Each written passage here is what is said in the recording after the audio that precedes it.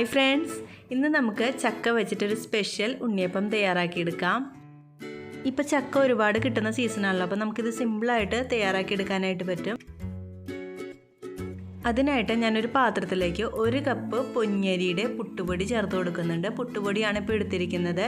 ഇനി ഇതിലേക്ക് നമുക്ക് 1 കപ്പ് സാധാരണ അരിപ്പൊടിയും കൂടി ചേർത്ത് കൊടുക്കാം. അതായത് അപ്പത്തിൻ്റെ പൊടി ഉണ്ടാവുമല്ലോ, അത് ചേർത്ത് കൊടുക്കാം.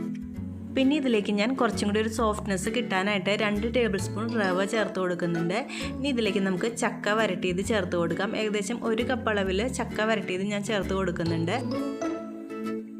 ചക്ക ശർക്കരയും നെയ്യും ചേർത്തിട്ട് നന്നായിട്ട് വരട്ടി എടുത്തിരിക്കുന്നതാണിത്. ഇങ്ങനെ ചെയ്ത് വെക്കുകയാണെന്നുണ്ടെങ്കിൽ നമുക്ക് ഒരുപാട് നാളിത് കേട് കൂടാതെ സൂക്ഷിച്ച് വെക്കാനായിട്ട് പറ്റും. അപ്പോൾ ചക്ക കൂടുതൽ കിട്ടുമ്പോൾ ഇതുപോലെ വരട്ടി വെച്ചാൽ നമുക്ക് പിന്നെ ചക്കയുടെ ഉണ്ടാക്കാനും ഇതുപോലെ ഉണ്ണിയപ്പം ഉണ്ടാക്കാനും പായസം ഉണ്ടാക്കാനൊക്കെ ആയിട്ട് പറ്റും. ഇപ്പം നിങ്ങളുടെ അടുത്ത് ഇതുപോലെ ചക്ക വരട്ടിയത് ഇല്ലയെന്നുണ്ടെങ്കിൽ അതിന് പകരമായിട്ട് ചക്ക മിക്സിയിലിട്ട് അടിച്ചിട്ട് അതിൻ്റെ പൾപ്പ് ചേർത്ത് കൊടുക്കാം. ഇനി ഇതിലേക്ക് നമുക്ക് 1 കപ്പ് അളവിൽ ശർക്കരപ്പാനി ചേർത്ത് കൊടുക്കുന്നുണ്ട്. അപ്പോൾ നമ്മൾ ഈ ചക്ക വരട്ടിയതിൽ ശർക്കര ചേർത്തുകൊണ്ട് തന്നെ കുറച്ച് ചേർത്ത് കൊടുത്താൽ മതി. ശർക്കരപ്പാനി തയ്യാറാക്കി എടുക്കാനായിട്ട് ഞാൻ 250 ഗ്രാം ശർക്കര എടുത്തിട്ടുണ്ടായിരുന്നു. അത് കുറച്ച് വെള്ളം ഒഴിച്ചിട്ട് പാനിയാക്കി എടുത്തിരിക്കുന്നതാണ്. അപ്പോൾ 250 ഗ്രാം ശർക്കര എടുക്കുകയാണെന്നുണ്ടെങ്കിൽ കറക്റ്റ് അളവായിരിക്കും. പിന്നെ നിങ്ങൾക്ക് മധുരം കൂട്ടിയോ കുറച്ചോ നിങ്ങളുടെ ഇഷ്ടപ്രകാരം മാറ്റം വരുത്താം. ശർക്കരപ്പാനി ചേർത്തിട്ട് നന്നായിട്ടൊന്ന് കൈവച്ചിട്ട് കുഴച്ച് കൊടുത്തതിന് ശേഷം നമുക്കിതിലേക്ക് ആവശ്യത്തിനുള്ള വെള്ളം കൂടി ഒഴിച്ചിട്ട് ഒന്നും കൂടി ലൂസാക്കിയിട്ട് കുഴച്ചെടുക്കാം. ഈ ഉണ്ണിയപ്പം തയ്യാറാക്കിയെടുക്കാനായിട്ട് നമ്മൾ പൊന്നിയരി പൊടിയും കൂടി എടുത്തുകൊണ്ട് തന്നെ കുറച്ച് വെള്ളം കൂടുതലായിട്ട് യൂസ് ചെയ്യേണ്ടതായിട്ട് വരും. അപ്പോൾ കുറച്ച് നേരം കഴിയുമ്പോൾ ഈ പൊന്നിയരി കുതിർന്നിട്ട് നമുക്ക് കൂടുതൽ വെള്ളം ഒഴിച്ച് കൊടുക്കണം. അപ്പോൾ ഇതുപോലെ ഒരു തിക്നെസ്സിൽ നമുക്ക് കുഴച്ചെടുക്കാം.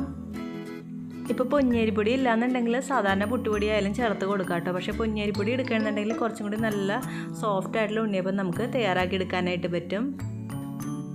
ഇപ്പോൾ ഉണ്ണിയപ്പത്തിൻ്റെ കൂട്ട് ഒരു ഇഡ്ഡലി മാവിൻ്റെയൊക്കെ പരുവത്തിൽ കുഴച്ചെടുത്തിട്ടുണ്ട്. ഇനി ഇത് നമുക്കൊരു 8 മണിക്കൂർ മാറ്റി വയ്ക്കാം, നന്നായിട്ട് പൊങ്ങി വരാനായിട്ട്.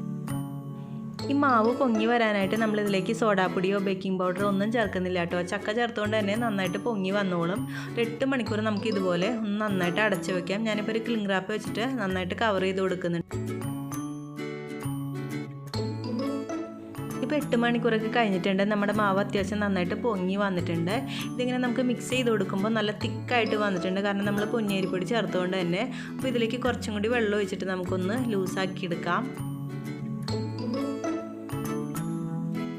ഇനി ഇതിലേക്ക് നമുക്ക് കുറച്ച് ഉപ്പ് ചേർത്ത് കൊടുക്കാം. അതിൻ്റെ കൂടെ തന്നെ ഒരു 1.5 ടേബിൾ സ്പൂൺ അളവിൽ ഏലക്കാപ്പൊടിയും കൂടി ചേർത്ത് കൊടുക്കുന്നുണ്ട്. ഏലക്ക പഞ്ചസാര ചേർത്തിട്ട് പൊടിച്ചെടുത്തിരിക്കുന്നതാണ്. ഇനി നമുക്കിത് നന്നായിട്ടൊന്ന് മിക്സ് ചെയ്ത് കൊടുക്കാം.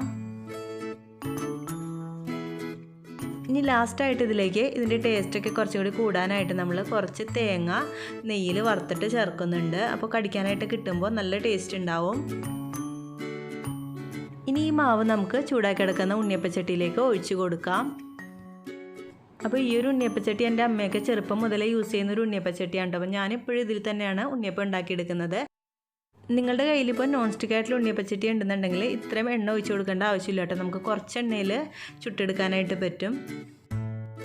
ഗ്യാസിൻ്റെ ഫ്ലെയിം ഒരുപാട് കൂട്ടിയിട്ടിട്ട് ഉണ്ണിയപ്പം ഉണ്ടാക്കിയെടുക്കരുത്. ഉള്ളു വേവില്ല, പെട്ടെന്ന് തന്നെ കരിഞ്ഞു പോവുകയും ചെയ്യും. അപ്പോൾ ഒരു മീഡിയം ഫ്ലെയിമിലിട്ടിട്ട് വേണം ഇത് വറുത്ത് കോരിയെടുക്കാനായിട്ട്.